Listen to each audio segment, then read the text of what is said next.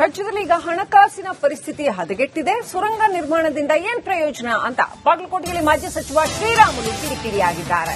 ಬರಗಾಲ ತಾಂಡವವಾಡ್ತಾ ಇದೆ. ಈ ಟೈಮ್ನಲ್ಲಿ ಸುರಂಗ ಬೇಕಾ? ಸುರಂಗ ನಿರ್ಮಾಣ ಮಾಡದಿದ್ದೇ ಇರತ್ತೆ ಅಂತ ಬಿ ಶ್ರೀರಾಮುಲು ಪ್ರಶ್ನೆ ಮಾಡಿದ್ದಾರೆ.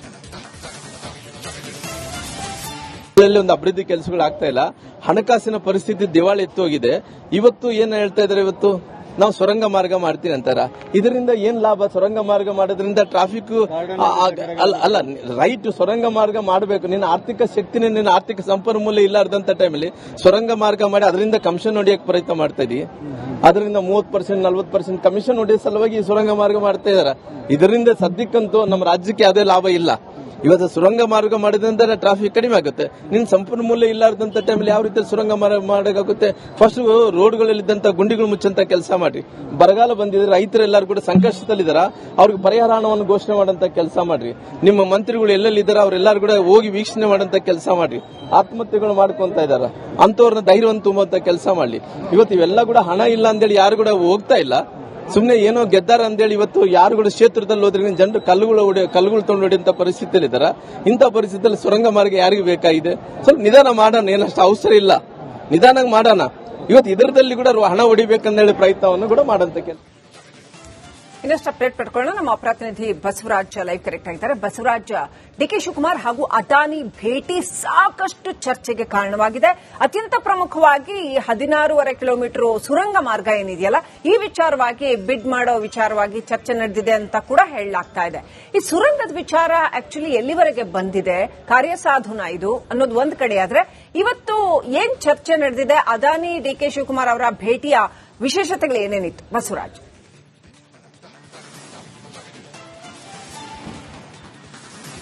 ಶ್ರೀಲಕ್ಷ್ಮಿ, ಡಿಕೆ ಶಿವಕುಮಾರ್ ಅವರು ಬೆಂಗಳೂರು ಉಸ್ತುವಾರಿ ಮಂತ್ರಿ ಮತ್ತು ಅಭಿವೃದ್ಧಿ ಮಂತ್ರಿ ಆಗಿರತಕ್ಕಂಥ ಸಂದರ್ಭದಲ್ಲಿ ಮಹತ್ವಾಕಾಂಕ್ಷೆಯ ಯೋಜನೆ, ಇದನ್ನ ಟನಲ್ ಯೋಜನೆಯನ್ನ ಜಾರಿ ಮಾಡ್ತಾನೆ ಅನ್ನೋ ನಿಟ್ಟಿನಲ್ಲಿ ಈಗಾಗಲೇ ಡಿಪಿಆರ್ ಅನ್ನು ಕೂಡ ಸಿದ್ಧ ಮಾಡಿ ಈಗಾಗಲೇ ಟೆಂಡರ್ ಅನ್ನು ಕೂಡ ಕರೆದಿರ್ತಕ್ಕಂಥದ್ದು. ಅತಿ ಕಡಿಮೆಗೆ ಅಂದ್ರೆ 22,262 ಕೋಟಿ ರೂಪಾಯಿಗೆ ಅದಾನಿ ಅವರು ಒಂದು ಬಿಡ್ ಅನ್ನ ಸಲ್ಲಿಕೆ ಮಾಡಿದ್ದಾರೆ. ಬೇರೆ ಕಂಪನಿಗಳ ಪೈಕಿ ಅತಿ ಕಡಿಮೆಗೆ ಬಿಡ್ ಮಾಡಿದಂತವರು ಅದಾನಿ ಗ್ರೂಪ್ ಮಾತ್ರ.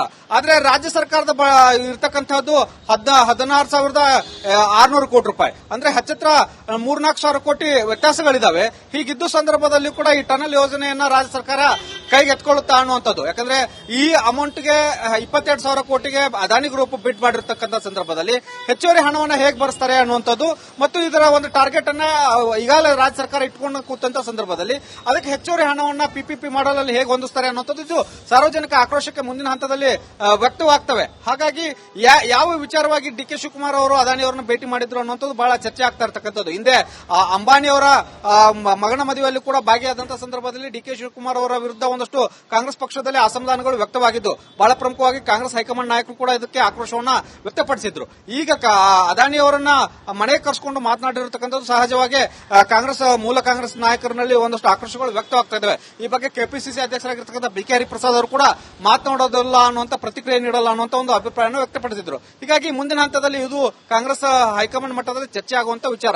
ಇನ್ನು ಬಹಳ ಪ್ರಮುಖವಾಗಿ ಅವರು ಡಿಕೆ ಶಿವಕುಮಾರ್ ಅವರು ಉದ್ಯಮಿ ಕೂಡ ಆಗಿರೋದ್ರಿಂದ ಆ ಉದ್ಯಮದ ವಿಚಾರವಾಗಿ ಏನಾದ್ರು ಚರ್ಚೆ ಆಯ್ತಾ ಅನ್ನುವಂತ ಮಾಹಿತಿಗಳು ಕೂಡ ಇರ್ತಕ್ಕಂಥದ್ದು. ಉದ್ಯಮದ ವಿಚಾರ ಚರ್ಚೆ ಅನ್ನೋದಾದ್ರೆ ಒಂದು ಕಡೆ ಕಾಂಗ್ರೆಸ್ ಪಕ್ಷ ಅಂಬಾನಿ ಅದಾನಿಯನ್ನ ವಿರೋಧ ಮಾಡುತ್ತೆ, ಇನ್ನೊಂದು ಕಡೆ ಡಿಕೆ ಶಿವಕುಮಾರ್ ಅವರು ಈ ಉದ್ಯಮದ ವಿಚಾರವಾಗಿ ಏನಾದ್ರು ಚರ್ಚೆ ಮಾಡಿದ್ರ ಅಥವಾ ಕೇವಲ ಸೌಜನ್ಯದ ಭೇಟಿನ ಅನ್ನುವಂಥದ್ದು ಇನ್ನೂ ಕೂಡ ಎಕ್ಸ್ಟ್ರಾ ಪ್ರಶ್ನೆ ಆಗಿರ್ತಕ್ಕಂಥದ್ದು. ಒಂದು ಟನಲ್ ವಿಚಾರಕ್ಕೆ ಈಗಾಗಲೇ ಅದಾನಿ ಗ್ರೂಪ್ ಅವರೇ ಅತಿ ಕಡಿಮೆ ಬಿಡ್ ಅನ್ನು ಸಲ್ಲಿಸಿರೋದ್ರಿಂದ ಸಹಜವಾಗಿ ಟನಲ್ ವಿಚಾರವಾಗಿ ಚರ್ಚೆ ಆಗಿದೆ ಅನ್ನುವಂಥ ಮಾಹಿತಿಗಳು ವ್ಯಕ್ತವಾಗ್ತಾ ಇದಾವೆ. ಆದಾಗ್ಯೂ ಕೂಡ ಈ ಹಣಕಾಸಿನ ವ್ಯತ್ಯಾಸಗಳು ಕಂಡು ಬರ್ತಾ ಇರೋದ್ರಿಂದ ಈ ಒಂದು ಟನಲ್ ಯೋಜನೆಯನ್ನ ಯಾವ ರೀತಿಯಾಗಿ ಹಣಕಾಸನ್ನ ಏರಿಕೆ ಮಾಡತಕ್ಕಂಥದ್ದು ರಾಜ್ಯ ಸರ್ಕಾರ ಮತ್ತು ಆ ಕಡೆಯಿಂದ ಅದಾನಿ ಗ್ರೂಪ್ ಕೂಡ ಇನ್ನಷ್ಟು ಕಡಿಮೆ ಮಾಡಿ ಬಿಡ್ ಅನ್ನ ಸಲ್ಲಿಸುತ್ತೆ ಮತ್ತೊಮ್ಮೆ ಅನ್ನುವಂಥದ್ದು ಕೂಡ ಚರ್ಚೆಯಲ್ಲಿರುವಂತ ವಿಚಾರ. ಎಲ್ಲವೂ ಕೂಡ ಸಿಎಂ ಅವರೇ ಉತ್ತರವನ್ನು ಕೊಡಬೇಕಾದಂತ ಪರಿಸ್ಥಿತಿ ಸದ್ಯಕ್ಕೆ ಇದೆ. Srilakshmi. Right, thank you Basavaraj ಡೀಟೇಲ್ಸ್ಗಾಗಿ.